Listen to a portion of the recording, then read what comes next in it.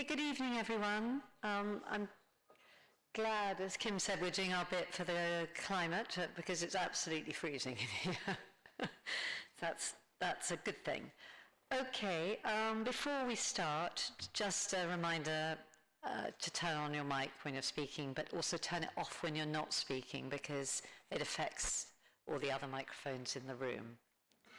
So can we start, please, with 72 seconds silence to remember those who lost their lives in the Grenfell tragedy. And before we do that, can I just ask you to make sure that your mobile phones or any other gadgets you have are turned off. Thank you very much.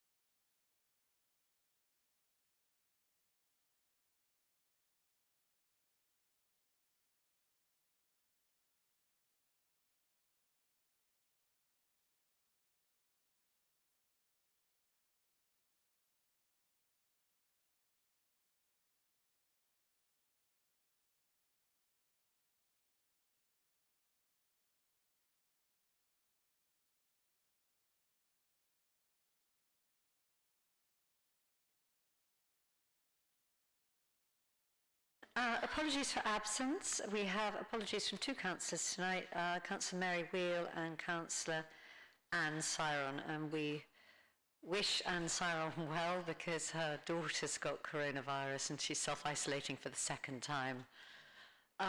Declarations of interest. Are there any declarations of interest? No? Okay. Minutes of the leadership team meeting held on the 15th of September. Can I sign them as a true and accurate record? Everyone agreed? Agreed. Thank you. I'll do that. I'll do it in a minute, actually. Okay, let's go to the first thing on the agenda, the Curve legacy. And in Anne's absence, Sue, would you like to introduce it, please? Thank you. And just to say, the report sets out in some detail the results of a comprehensive consultation that was started in the early summer with the community about the legacy that they wish to see from the Curve services. Section 4 just sets out the history of the Curve, which members will be aware of. It started off to assist with the immediate response after the Grenfell tragedy. And Section 5 describes the consultation process, and also at the end of Section 5 we have the results of the consultation, which are reflected in the recommendations that you'll find in Section 2.1. Finally, the report also provides a breakdown not just of Curve resources, but the wider Grenfell recovery resources, and that's in table 6.2. And there's a suggestion within the report, again following consultation with the community, that the previous 5-year allocation of resources could be very helpfully extended, so still keeping within the same budget envelope, but having a more tapering approach, which is something that the community would really welcome. All I would like to do in addition is hand over to Sanjay, who's got just a little bit more detail on numbers for the consultation, but also who attended a community meeting last night, so we'd like to update the leadership team on that, if that's okay. Thank you, Sue. So just to be really clear, we had 218 responses from the Curve consultation, which was lower than what we had hoped, but we did well advertise the Curve consultation. So we did 2 full mail-outs to all North Kensington residents across all 7 wards. We went to at least 10 different community events to piggyback on existing groups that were already meeting and were already well connected within North Kensington to ensure that they were aware of the Curve consultation. and we did 4 pre-warm-up events before the consultation to make sure that what we put in the consultation was what North Kensington residents wanted. And we also made sure that we covered high footfall areas to make sure that anyone who wanted to engage with the consultation could do that directly with ourselves or could go through another provider to have access to that information. The independent consultants who were required to do the consultation gave us various wordings that we put out on WhatsApp to all 700 users that have used the curve beforehand, to all of our VCS and faith groups across North Kensington. We also tried to cover as well young people's groups and our uniform sections and our schools. So people did have the opportunity to engage with the consultation. The feel at the community event last night, which was requested last week Tuesday by our Board of Governors, which is the reason why the information went out very late, and we wanted to accommodate the request. The request was basically the opportunity to feed back to the community before this meeting tonight. So we provided that opportunity. We had about 40 residents who came last night. There was a strength of feeling in the room that was basically separate to the consultation. They really wanted Sue and I to impress upon you that they are wanting community spaces within North Kensington as part of their recovery. We are very committed to, within E&C, to look at the assets register that we did previously, to look at the different buildings that are available in North Kensington. And we will work with our social investment team and with our wider partners to look at what options are available across the borough.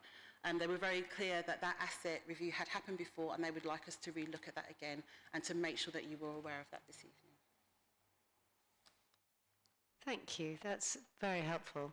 And actually, I was going to wave this around because, I mean, it's absolutely incredible how much consultation you're doing, but thank you very much to that feedback, sort of hot off the press, as it were, from last night, and I'm sure it's something that Kim can look into, the community spaces, and carry on that conversation. Are there any questions? I'd just like to just say one thing, which was 6.2. I think it's really helpful what you said, Sue, about these are the funds available. You know, this is how, at the moment, we think it will be spent, but I guess it'll be up to the trust to decide exactly what the split is. But the point is that that's the funds which will be in that envelope, and should people wish to spend it slightly differently so that they can extend it over a few more years, then of course that will be up to them. But this is the kind of the funding envelope. Any questions? It was a very... Josh, thank you. Thank you. Thank you, Sue, for that report. I just have a question around the option we're considering tonight, which is the establishment of the fund and the establishment of the community trust. I'm just looking towards the community trust, and how will how will we work with the community to get trustees on board, and what's kind of the process around that as an initial thought process? If okay, I'll answer. So we have an existing Board of Governors, and we want to move to a steering group immediately following this meeting. That steering group, there was 46 respondents in the consultation that said they would like to be part of the steering group to co-create and reimagine what that community trust could look like. So there are very different ideas about what models it should look like, copying models that exist elsewhere, partnering with existing organisations, asking for in-kind support from organisations that do this kind of work to set up community trust. There is not consensus of what that should look like, and so we're proposing that we have a steering group of anyone and everyone who wants to be part of that to come forward to do that. Depending on the response that we get, we'll then have to think about what is the criteria for the steering group to make sure that it's a manageable number. And that was our approach with the Grenfell Projects and Community Leaders Programme. Because in the end, 11 people self-selected from the 23 people that came forward, we didn't have to put in further criteria. We may need to put in criteria and selection processes. Either way, there will be a co-designed terms of reference for that group to make sure that how they operate, who they are, where they are from, what demographics and profile they meet is all considered. There was a strength of feeling last night that we should make sure that it is across North Kensington that is represented, that there are certain representations of certain wards currently in the Board of Governors that we need to make sure is wider as we move forward. Thank you so much, Nigeria. That's a great response.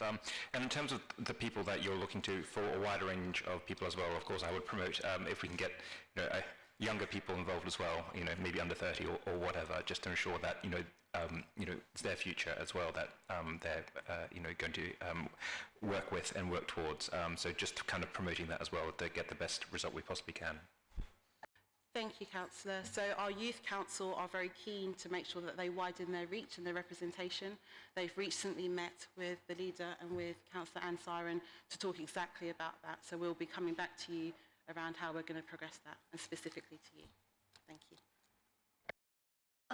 Can I have a follow-up question? It says in 8.8, our aspirations will have the group in place early in the new year. That still holds, does it? Yeah, that's really important. Our Board of Governors have been amazing. They've given relentlessly, but they themselves recognise the limitations to their representation, the limitations to their energy with being such a small cohort. So that is something that we want to go back minimally, we said last night, to the 46 who have confirmed they want to find out more about it, but also to advertise that more widely across North Kensington. Are there any other questions? Oh, Catherine. Thank you. Just a quick one. So at the moment in 5.9, the Board of Governors asked for the lease to finish at 2021 at the end of December. So what is your timescale for getting together the steering group to get the board to then manage the money? Because obviously it is quite a lot of money, and I'm sure with the people don't want abrupt end of service and then quite a long gap before any new services appear. So have you got any planning on that? Thank you. So the proposal that was part of option D to stop in December will not be happening. It was the second favourable option, but it was only 22%. So we will be going in line with the curve lease end of July. We can't go up to that date. We will be aiming to go up to April for services in the building as is, and we'll be aiming to start the recruitment for the steering group literally in December, so that we are ready to start in January. We have confirmed that we will be that 1.3 will be ring-fenced for after July, and we do have some funding that will cover us from April to July, but our hope is that there will not be a gap. But we're also committed to making sure that the community have the trust that they want, and so we will be making sure that the existing curve provision, each of those organisations have the opportunity to be relocated elsewhere in the interim in North Kensington, so that those service users still get to use those services, whether that be ready in November or July or, yeah. Thank you. Kim? Yes, thank you, Sanjay. Yes. So first of all, just for my question, just on the question of the community asset review, and I agree with you, I think it's an incredibly important thing to do. And it was done in part by communities about last year, but I think we need to resurrect this. I think it's important just to recognise, though, that the assets that people, and I get many requests for space, sits in different pots. We have, obviously, within social investment, access to space, and we have a process in terms of how that is allocated, given our social investment approach. But it's beyond just in terms of generating money. The second, obviously, area is on assets within estates, and that's something which, again, is important, but it also respects the fact that the estate, it's something that the residents would obviously have. And then the third area, which I think is the biggest area for concentration, is the space that's out there already. Because many times you go past and you see quite a lot of this space is not being fully utilised, and how people might actually share the space as well. But certainly as support and happy to work with you in terms of that asset review as well as with communities as well. So just to bang back to my question, I mean, I think it's great. It's quite encouraging to see that we recognise there was a bit of criticism from our residents. A lot of them didn't feel included. And I suppose it comes to the heart of this paper for me, which is the Legacy Steering Group, which is going to be a resident-led resident steering group. And I just wonder if you could elaborate as to how you're likely to recruit to that and identify those members of the community that could contribute to that. Thank you. So our starting point will be to ask this, we'll gather the steering group, and our starting point will be to ask them. They've got lots of ideas. They shared lots of those ideas last night. They're a great starting point. Making sure that there is representation from all wards, making sure that there are representations from, we had about 21% of respondents who had disabilities, so making sure that those that go through to the steering group are represented, making sure that each person that has a claim and that has particular ideas and particular wants with reasons feel that their voice is being heard, either by them directly being involved or through the feedback mechanisms that we need to create that need to be more comprehensive than what they are right now. One of the good things about last night's meeting is that there is a momentum that is gathering around people really taking responsibility and ownership to be part of this conversation. And as much as people in the room don't all agree with each other, they do agree that they want to do something together to have a Curve legacy. So we're going to build on that as our starting point. We're also going to look at some of the stuff that we've put in place already for the Grenfell Communities programmes. We won't be using exactly the same model, but it gives us a good template in terms of how to make sure that we get the criteria right through residents having their say on what that should look like. That happened within the month of August. It isn't a lengthy process. It's about us being very proactive to go out and ask people what are the key requirements of that community trust as we move forward. And for the people who want to give their time and are able to give their time, making sure that they have the tools and the resources to do that. So if that's learning, development and training, that might be very similar to what we're doing with the resident-led panel right now that have a weekly programme. If they met today, they're meeting on Saturday to make sure they have all the equipment that they need to be able to understand the structure of an organisation, how to do safeguarding, how to make sure they look after funds, what are the kinds of things, making sure that they have the opportunity to ask what are the things that they need. So that'll be our starting point, and then we will be able to come back at the end of January with clarity on what specifically are our next steps to do that based on what communities have told us that they want to have as key ingredients to that process. Thank you. And can I say it's very helpful to hear back direct from the community who you met last night, and great that everyone is so involved and that we now know what the budget is, what the envelope is, and I would like to say how fantastic that you're co-designing the steering group, etc., with the community.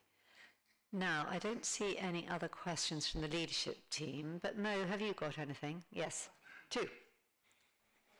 Thank you. The first one is the steering group. Are we allowing councillors to play part in that, to be part of the steering group? I can honestly say that's the first time someone has asked that question, so Okay. it will be something that we add to the mix. I will personally take that back. Yeah, because we know, I live in the north, I know most of our ward councillors are very much involved in this kind of activities. So this is a positive answer. Thank you. And my second question is about the location of the curve and the big building. It wasn't used properly, I don't know. Have we considered, or did you have a question during the consultation about considering moving this because it's going to be continue for some years to come? Because we might have venues, council might have venues, this could be relocated there. Have you considered this, or have you asked this question? Yeah, thank you, Councillor. So there's always been a strength of feeling around people who do not feel the curve is in a location that is helpful for all of North Kensington. I wasn't here at the time, but I know that there were lots of options looked at, and that's what we decided at the time. There is now obviously a strength of feeling of people who want it exactly where it is because they've got used to the location. All of these things will be looked at in the round by the steering group. North Kensington is a small area, but it's a big area, and it's not going to be on everyone's doorstep. But we will make sure that those things are considered by the steering group. So even considering... Thank you. May I continue just on this? Could you keep this in mind? We could have the services in two separate locations, not necessarily in one place, to save. Absolutely, and that's the result of the consultation, was to have a Curve Legacy Fund, which would include, therefore, the opportunity to fund a range of services in a range of locations. So absolutely. Anything from Viewing Scrutiny? No, nothing from me, thanks. Okay, is everyone happy to agree the recommendations then in paragraph 2? Yes, agreed? Thank you. The next paper, paper A5, is changes to the Council's statement of gambling policy. Johnny, do you want to introduce this quickly? Thanks, Elizabeth. So I'll try and be brief. The Gambling Act requires all local authorities to publish a gambling policy and to review it every 3 years. The current policy is due to expire in January 2022, so very soon. The new policy today only contains minor changes, some of which even are grammatical, which is important, as speaking as a pedant myself. And we have consulted on the new policy. There were only 5 responses, none of which raised major concerns. But it's important to stress as well that after this leadership team meeting, the policy will be referred to full council for ratification. So that's kind of an overview. And the Environment Select Committee and the Licensing Committee did raise some concerns about online gambling, which have been reflected in the paper, but it's important to stress that the paper does not regulate online gambling, and that's not within its remit. So, as Johnny said, the slight changes are in table 1.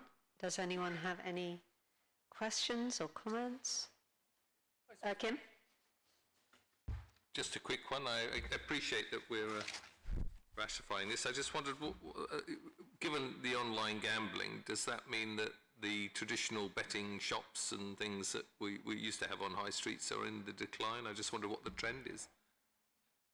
Yes, the number of betting shops has decreased from 27 to 17 over the last 3 years. Wow. We think that's partly down to COVID, and also a decrease in the maximum bet on fixed odds machines to £1. But it is a notable decrease, and yeah, it does seem that people are starting to gamble even more online than they are in person. Any other comments from the leadership team? No? Amo, anything from you? Yes? Okay. Yes, there was a meeting of a joint meeting of the Environment Select Committee and the Licensing Committee on the 27th of October, and they've asked me to bring their concern to your attention. The concern was around, and I'm reading it, it was about online gambling and also children. And I'll read this bit. The members are aware that online gambling is not the responsibility of local authority. However, the Gambling Act is currently being reviewed, and this might be an opportune moment to officially voice those concerns to the leadership team, and we would welcome your support. And that's it. Yeah, well, as you say, online gambling is regulated by the Gambling Commission, but you're right, the Gambling Act is being reviewed nationally, and I'm happy to pick that up with you and members of the Environment and Licensing committees to see what we can do. Thank you, Johnny. Okay, can we recommend that this revised statement of gambling policy is recommended to the full council and that it is approved and adopted? That's what we will be recommending, yes? Good, thank you very much.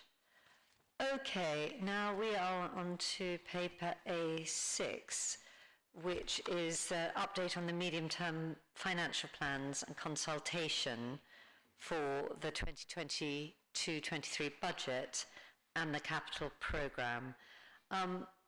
As Mary isn't here tonight, Mike, it'd be great if you could introduce it. And what I'd like you to do is, could you highlight some of the changes or the sort of big pointers that have happened in the last few weeks since this has been written? For example, I understand the fair funding review will now be in December, and is that correct?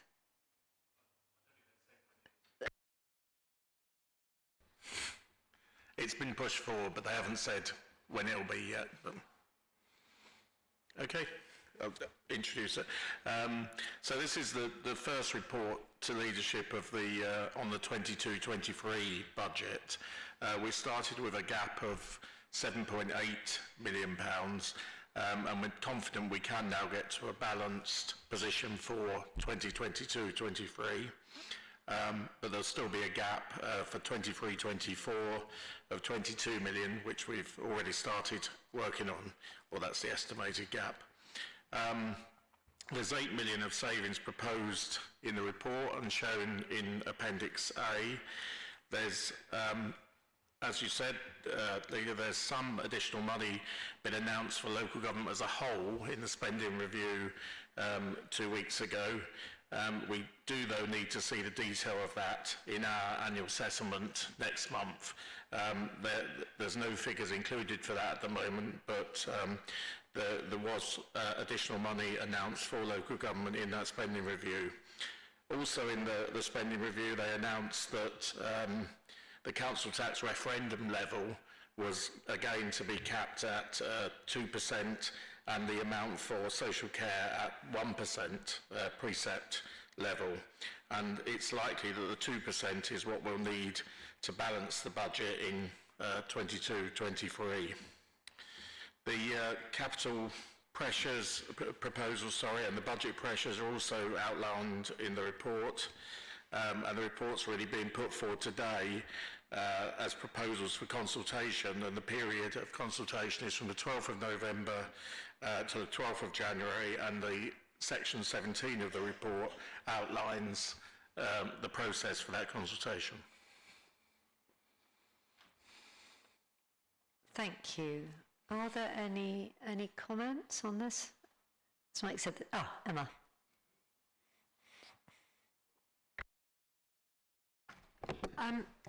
It's a very boring point of clarification, I'm afraid, but on page, I think it's 213,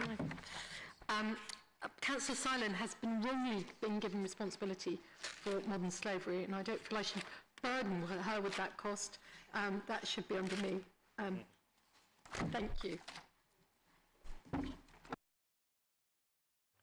Is there any other comments? No? I suppose we've looked at this paper several times before, and we're now waiting for it to go out to consultation and to hear what our colleagues have to say. So I'll start with Mo. Anything from you, Mo, tonight? Well, as usual, you would be expecting us to have an alternative budget out towards March, so we'll keep it, we'll work on it. And Marie-Therese? Well, just to say that OSCE is actually tomorrow, but the budget working group is looking into this, and we are arranging to have sort of in-depth sessions with all the lead members. Thank you. And I assume, Mike, as the consultation is going to be 12th of November to the 12th of January, by the 12th of January we'll know exactly what our position is from government, correct? Yeah. Yes, we're expecting that about the 13th, 14th of December. So. Okay, so people will have time to absorb it, because obviously that will make it'll change what we have here, I guess. Yeah, it probably will change the baseline position. Thank you. Anything else anyone want to highlight from their own areas, or are we happy just to get on with the consultation? Oh, Jem. Well prompted. I suppose my question really is around any more news on the adult social care levy, because clearly we've got budget pressures built in for demographic change, but obviously the government is bringing forward a tax on national insurance to help us with our social care, and I was just wondering if there's sort of preliminary plans in place as to how much we may be receiving, or anything being mooted. So I think a lot of the extra money that was announced is for adult social care and for the to fund the cap on social care, and also the money for the cost of national insurance. The cost of the levy for the council is probably, we think, is also included in the additional money that's been announced. So although the headlines were about £6.4 billion extra for local government, a lot of that goes because of the additional costs of adult social care, and then the additional costs of the levy, which we also face as an employer. So that's what's happening on that. But there's obviously still a lot more detail to work its way through, including the additional impact of the levy on the services we provide. So what you're saying is it will be sort of gobbled up by sort of administrative stuff rather than hitting the underlying demand, rising demand? Well, hopefully not. Hopefully there'll be additional. See what Christmas comes with. There's some for that. Hopefully there's some for both, but quite a lot will be the cost of the new system, obviously. Okay, so can we please recommend this to go to consultation in line with the approach set out in section 17? So can we please just agree the recommendations in paragraph 2? Is that agreed? Agreed. Thank you very much. Right. Whoops, going through. So the next thing on the agenda is the Nottingdale Heat Network. So Kim, would you please present this? Yes, thank you, and I've got James here who can certainly go through and answer questions. So I'm sure there are many people sitting in this chamber that have had experience of large initiatives spending lots of money in areas where it's maybe not the council expertise. So, and I acknowledge that as far as this heat network is concerned. What we're looking at today is, I believe, incredibly important because it obviously fits very firmly in with our carbon zero commitment. And this is something which I think we very much need to do. It's important to note in this paper that what you have before is a recommendation to approve us moving to stage 1 on this, and that is setting up a company in order to develop this heat network. And that's important to set up a company, one, because it gives us flexibility in the future at some point where we might seek to have external investment. But it's also very important because it's the mechanism for us to receive money from the government as a grant in order to look at the feasibility of this. So I think the first thing to allay your fears is to say that this is a first step for us. It's not a full commitment. That will be taken later on in the year, December 22, I think it is, when we'll be coming to you with a fully costed plan and a greater understanding of how we're going to do this. I mean, people ask me questions about this district here, which quite frankly I'm not able to answer because it's very much in an embryonic stage. So as I say, what we're looking for is approval to the board in order to set this up with a commitment. The thing I really just wanted to make is this is something we have to do to a certain extent anyway, because we have 2 temporary boilers that are currently operating the heat system to about 80% of the homes on Lancaster West at the moment, and those are going to need replacing. So this is a good opportunity for us to do that replacement, but do it in such a way that it can then be expanded to the future. Otherwise, I'll just leave it there and take the questions. I just wonder whether James would like to say anything, because I know that your people on the estate have been very much involved in this, no? Absolutely, and Section 6 outlines the extensive engagement with hundreds of residents that we've undertaken so far. We're at the point now, as the Deputy Leader says, where we're ready to go to the next stage, and so we're holding a live referendum currently on the estate, where I'm pleased to say so far 87.8% of all residents support the proposal we're looking at. And if you look at those who are already on the 2 heat networks, which, as the Deputy Leader says, need replacing, that goes up to 92%. But it's fair to say there do remain anxieties around cost and billing, and therefore the recommendations that we've set out, we believe, deliver benefits to the council in terms of zero carbon and reducing costs in the long term, but also give residents the assurance that they can trust that their energy provider has got their interests at heart also. Josh. Thank you everyone. Kim, perhaps one for you, or perhaps officers are in the room. I've got 2 questions. So first of all, obviously I support the replacement of the heat network on Nottingdale, on the Lancaster West estate. That's really important since they're quite old. But my question relates to the establishment of this holding company for it. There have been lots of stories of late of similar heat networks of other local authorities, Sutton being the most recent one, I think a few weeks ago, that completely collapsed, or well, not necessarily collapsed, but has a large bill against it, a large deficit. How is this different to that, first of all? And secondly, my other question is about the board itself, where we're delegating authority to the chief executive to appoint council board members, maybe similar to what Mo asked earlier. Who are they? Are they councillors? Are they external people that the council recommends? Are they, what's the initial thought process around that? Do you want James to? Or you? You go ahead. Why don't you go ahead, James, to talk about Sutton? Sure. Thank you, Councillor. Excellent questions, and something which was at the forefront of my own mind when the proposal first emerged from some central government. In terms of our general approach, if I start with that, we have analysed 15 other heat networks across the country and have developed detailed lessons learned for each of them. And the proposals, including the board membership, are to tackle some of the learnings we've had from those that haven't gone wrong.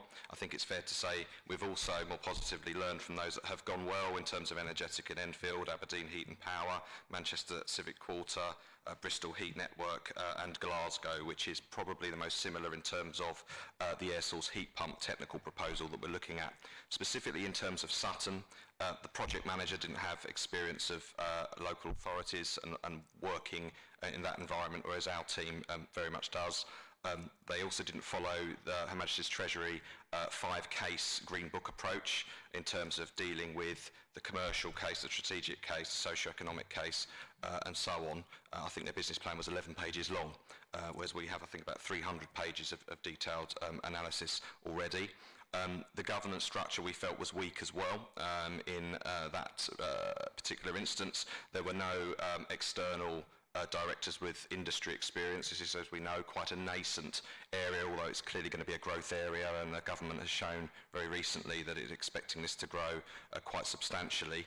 And we've been working very closely with BEIS, who fed back to us that the proposals on the back of which we've received, should we agree the recommendations, we will receive a substantial amount of grant funding. They actually said it's one of the strongest business cases that they've seen through the HNIP programme. So we have learned, and as the Deputy Leader says, we're just at the next stage, so we will continue learning. Now the lockdown restrictions are easing, we'll be going on site visits to various places all within the country, I will assure you. But yeah, it's absolutely something which you can't avoid, and working in housing especially, because we read about it quite frequently in the trade press. Oh, and just in terms of the governance, so the recommendations here, I believe, that are to delegate to the chief executive in terms of the appointment of the board. We've looked at things like board size, composition.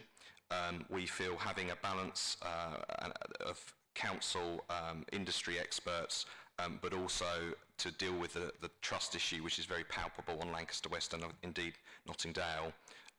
Having that split, having a team of, a board of 7 in total with a voting managing director who will also bring industry experience. We've taken that proposal from the learning of all those success stories, as I mentioned, whereas others have had, for example, all council nominees had no resident voice, or perhaps have been overly commercialised in their pursuit. So it's absolutely based on that learning. Emma and then Jem.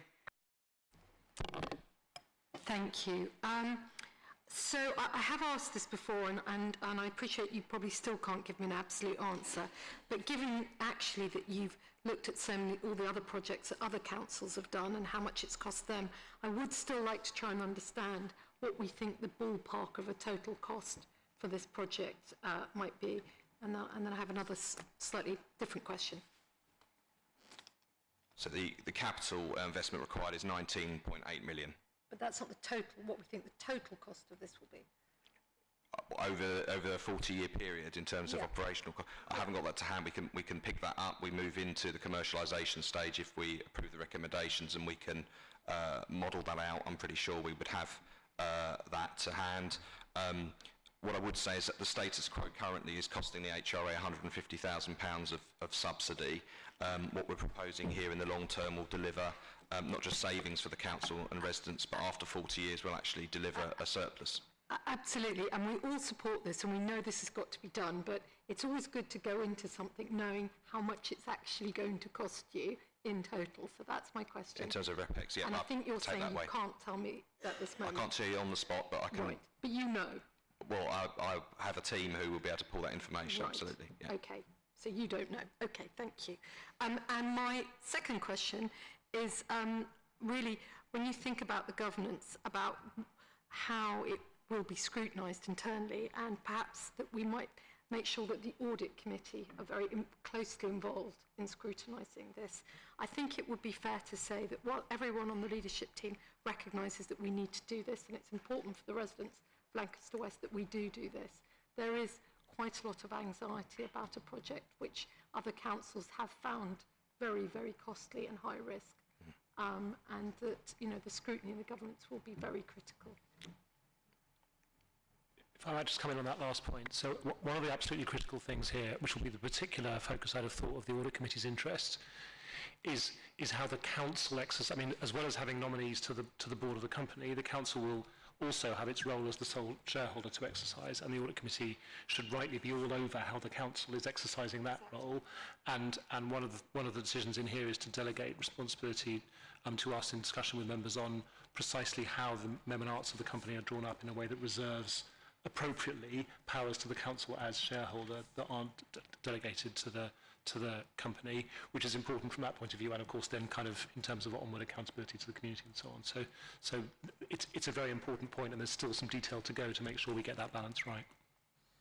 Can I suggest then the way the council exercise the whole sort of shareholder function, we really need to have a look at all those details. So before it comes back in December, can you and Barry and Laverne actually come up with some concrete options for us? Because, you know, including, I don't know, the setting up of a shareholder committee of members of the leadership team to exercise functions of the council, not, you know, in its role as shareholder. I think that's very important, because we want to make sure that the council acts not only lawfully, but in accordance with best practice and commensurate with the risks involved.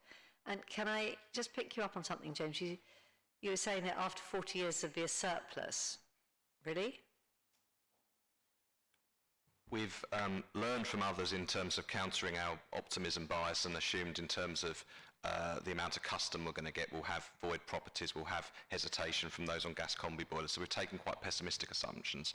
But yes, the 40-year business plan suggests that after that point, the substantial capital investment is paid off, and it would generate a surplus which the council, as the sole shareholder, could decide how it wishes to use that. Okay. Jem. Thank you. And firstly, as someone that's trying to install a heat pump, subject to planning, obviously, I know just how, and I'm only trying to convince my wife, and being able to get 92% who are keen to stay on a network heating system, I think is very impressive, especially with sort of very new technology. My question is really around the sort of the equity of the system compared to the rest of all of our residents across the borough. We sort of reference a residence price promise, as sort of anybody that's had any energy company at the moment will know that they're struggling to maintain any promises that they've made to any of their customers. But it goes a bit beyond that, because of course we don't want anybody going into fuel poverty. We want to make sure that people have good, safe, warm homes. But I'm just curious as to how we can make sure that this system doesn't offer an advantageous rate to other residents across our estate, but likewise doesn't also penalise them for being sort of ahead of the curve on technology.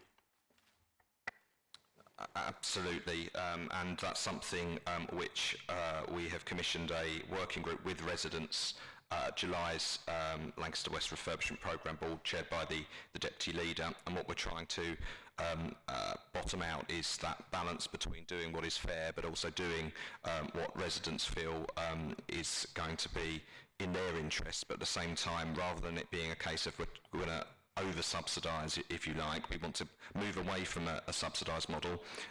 the status quo at the moment is the residents on the heat network, at least in terms of the cost, it costs more to heat their homes and provide hot water than those on the gas combi boilers in the rest of the ward, if we just look at Nottingdale.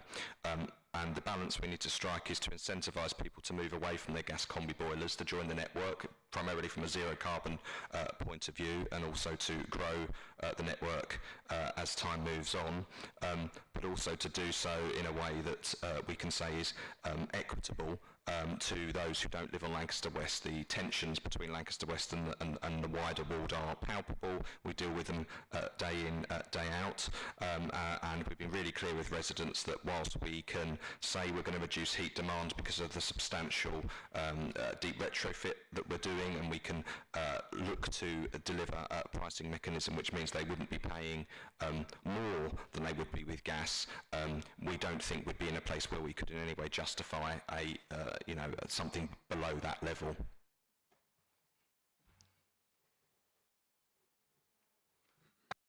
Any other questions from the leadership team? Any comments?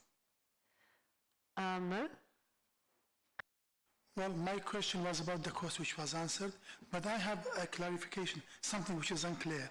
5.2 says to apply the government new 270 million green heat network fund. So my understanding, if it's a private company, they could apply for this fund. But since this is a local government company, we cannot apply. Am I right? James? Sorry, Councillor, so 5.21, the funding allocation. I think what Mo's asking is that why are we setting up a private company, and I believe it's because we can't accept the funds as a council, that we need to accept them as set up a private company in order to receive the funds. Is that correct? That is correct, and it's part of a wider central government drive to stimulate the heat network market. It also means that we're able to give certainty to customers such as Kensington Aldridge Academy and Kensington Leisure Centre, which if we were to set up an in-house approach similar to what we've got at the moment, it's much harder to attract customers, but the objective point is exactly that we have to do this as a condition of receiving the grant. Mary-Therese? No, nothing for me, thanks. I think it's fair to say that we think it's definitely the right thing to do, and it's a great thing that the government's going to give us a dollop of money to do some more feasibility studies. We think there's probably work to be done on the governance. We're nervous about the governance, so we'd really appreciate our chief exec and other directors really looking into the shareholder agreements and coming up with a detailed options for us in December. But I think you probably also feel perhaps a sense of nervousness, because just recently there have been so many companies like this which have just hit the wall, and we will still need to be convinced in December, when we're looking at proper costs, etc., that it's the right thing to go ahead. And in our hearts, of course, we want it to go ahead because, as you said, the boilers at the end of their life. Of course, we want to use source heat pumps. We have a great desire to go greener and for this to be the 21st century estate and to have everything there. But our heads are saying, well, we really, really need to look at proper business plans on this. So we wish you well, and let's see what comes back in December 2022. Thank you. Paper A8, which is the creation of a new housing holding company to support delivery of the council's.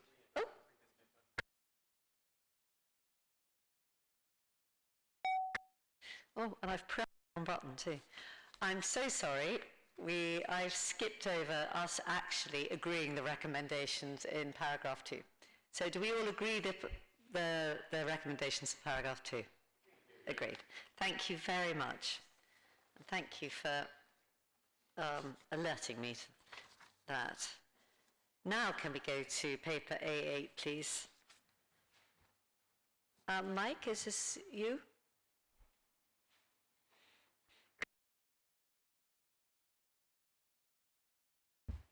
It might be me, or indeed Kim. I'm happy to do Okay, Kim, why don't you a start? quick introduction. And then it's Dan rather than Mike. So it says Mike on my paper.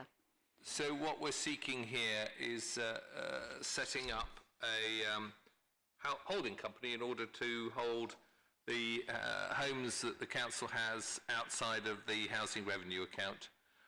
At the moment, you may recall, we're just out to consultation on our key worker homes. I'm pleased to say we've had lots and lots of responses to it, and those homes that we set aside on our pilot scheme are currently being looked after by Westminster Council within a similar structure. But anyway, we want to set up our own structure.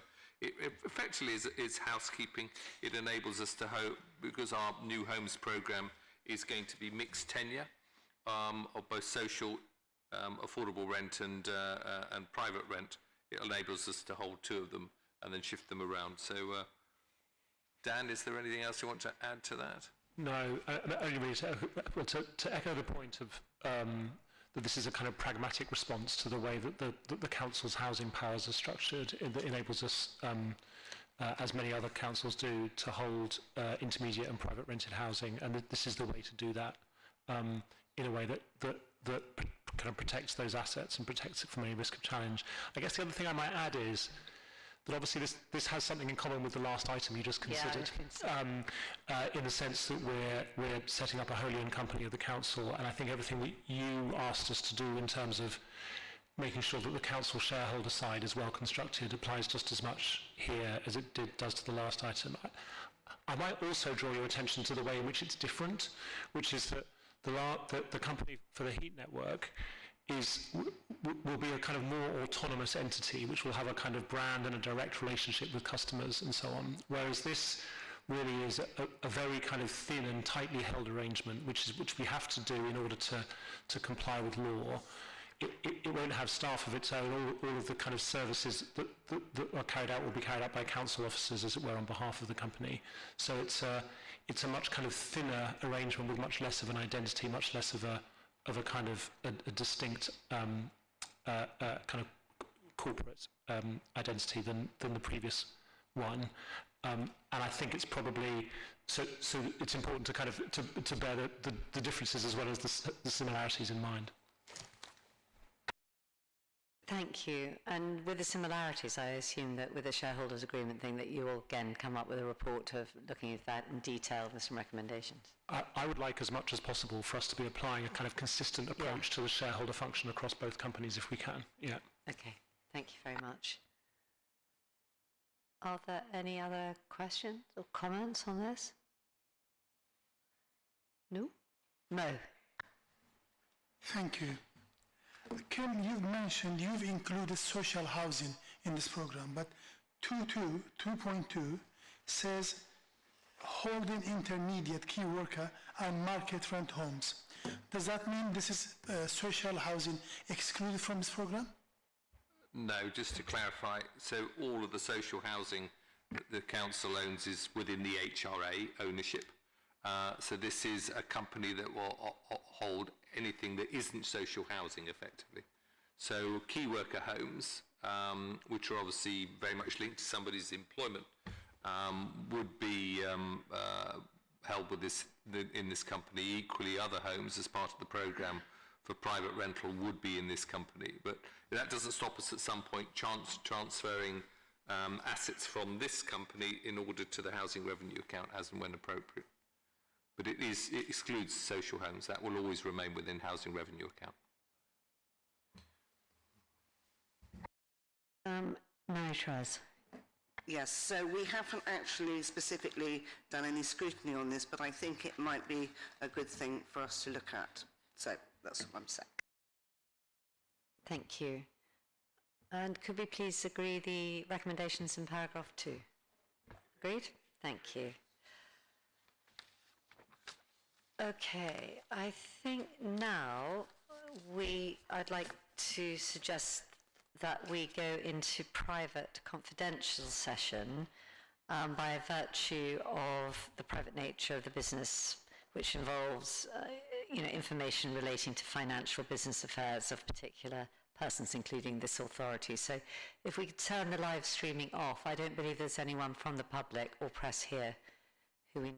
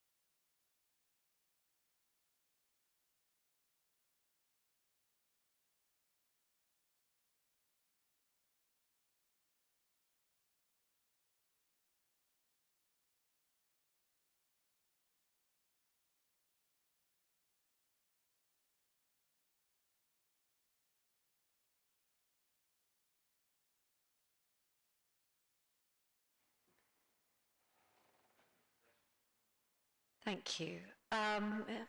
Kim? No, I don't have anything. Oh, sorry, so we've been in Part B.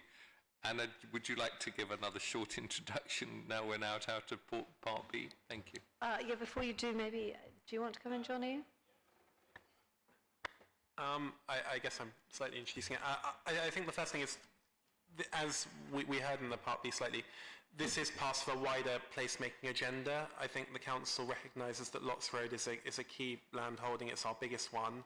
And we know that Lots Village and Chelsea Riverside has borne the brunt of a lot of development in recent times. So it's really important that we look at it as a whole and try to understand what's right for the area, which means offering a whole package. And so I think what's really good about this paper is it does set out some of our ambitions for that wider area, including enhancing the employment zone, the provision of a new public park, some ancillary sports use, the extra care units that we promised some time ago, and I think it's very important that we deliver, as well as the new homes that will contribute to meeting our 600 target as a council, but also our 448 per year, as well as some landscaping.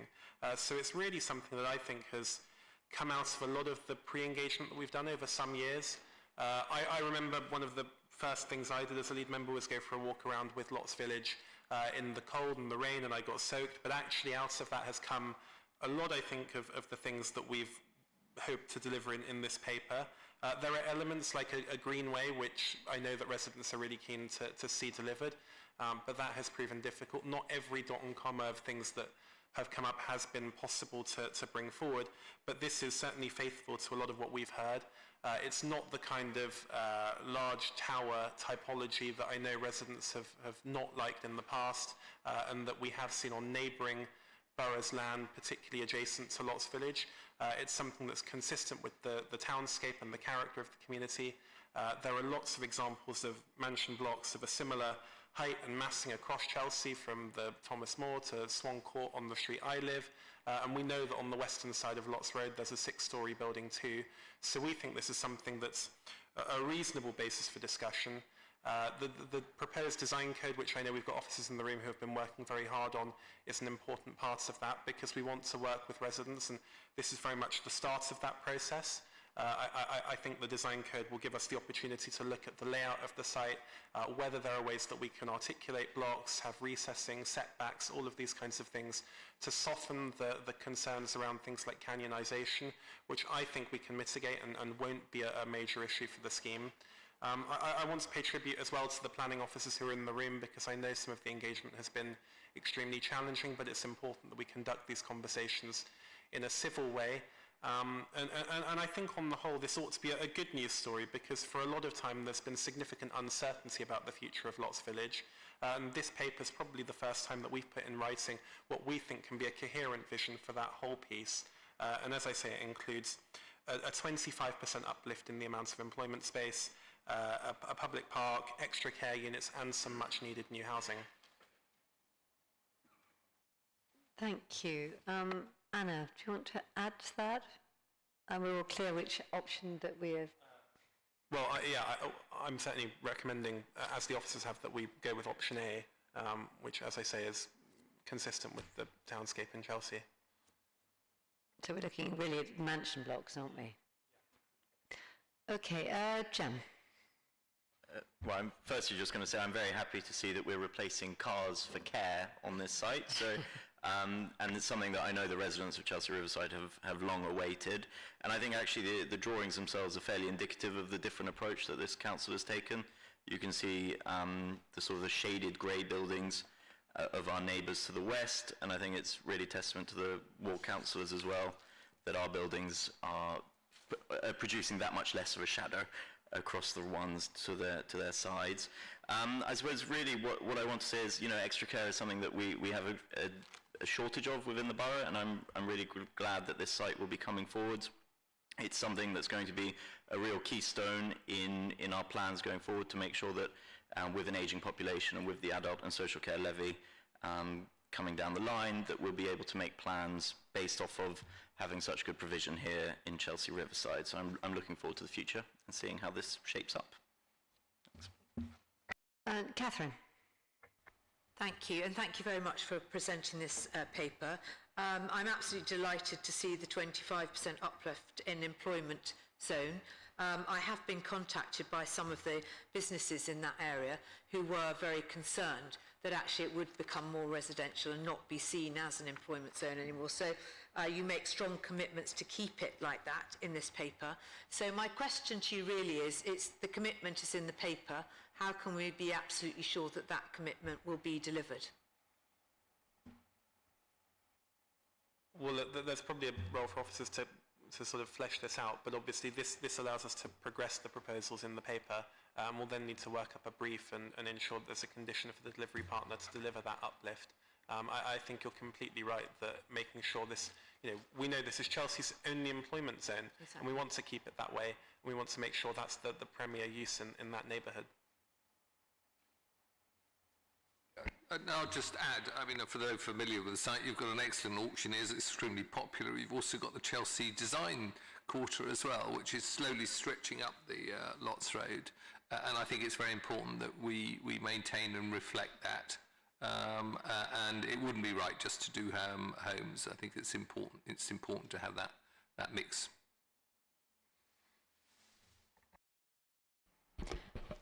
I just really wanted to ask about resident involvement. I know there has been a lot of consultation with residents, which is of course very important.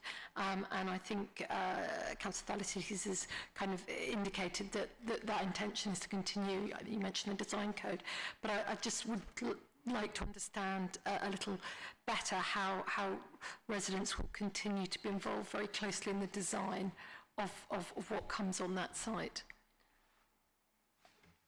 Just as Councillor Thalassides said, that the way that we're procuring the development partner for this gives us control over the outcomes that will be delivered.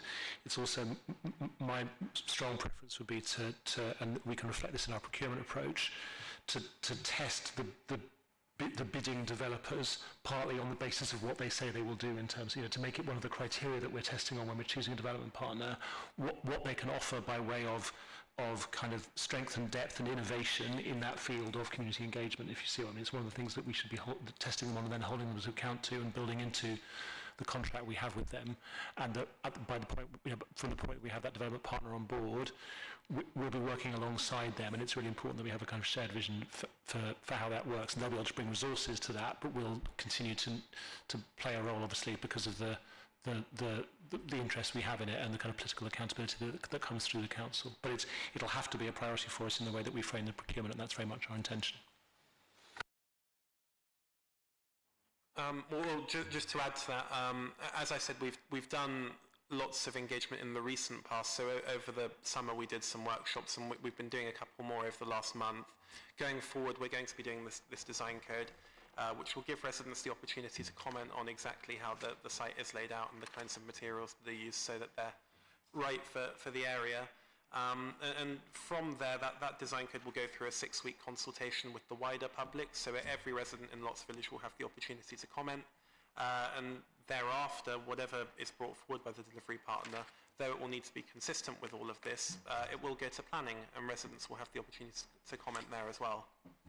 Sorry, it's the sort of thing we would consider is how the resident involvement, how the architects say is appointed and which architect is appointed elsewhere. Everyone's seen examples of, I know Cadogan, actually had different options from different architects and got residents to vote on that kind of process to really feel that they're engaged. Yeah, that kind of approach of engaging residents directly in the procurement process is something we've been doing for a while now in housing management, for example, and I see absolutely no reason why we couldn't send that up.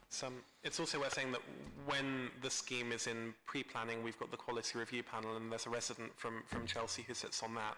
So as the proposals are being shaped in that really detailed way, there will be an opportunity for a resident architect to input.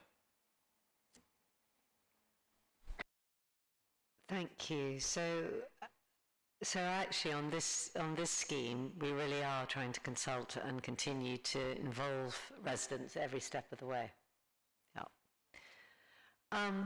No, have you got any comments? No? Mary-Therese? Just to echo the importance of consulting residents and getting them involved in this process at every step of the way. Thank you. Can we agree to the recommendations in paragraph 2, but can I just draw your attention to them, because it's in 2 parts. 2.1 is about approving the design and the planning approach for Lots Road South as option A, and also approving the commencement of a procurement process, which is what Dan was talking about, delegating authority to the Executive Director of Housing and Social Investment to approve the commencement of the procurement process for the enabling works. And note that the lead member, that's Kim, will approve any necessary variations to the relevant existing land agreements. So that's sort of, you know, one chunk of it. And then the other one is to note and support the attention, which is the wider place-making proposals, including the council's land parcels at Cremorne and Old Ferry. So it's almost like two bits of it. One is the whole place-making thing, and then one is the actual practical things of saying, okay, we're going for design A, we're going to procure, etc. So can we agree all the recommendations in paragraph 2? Agreed? Thank you. And I don't believe there's any other business, but is there any other business? No? Okay. Thank you very much then. And I will now close the meeting.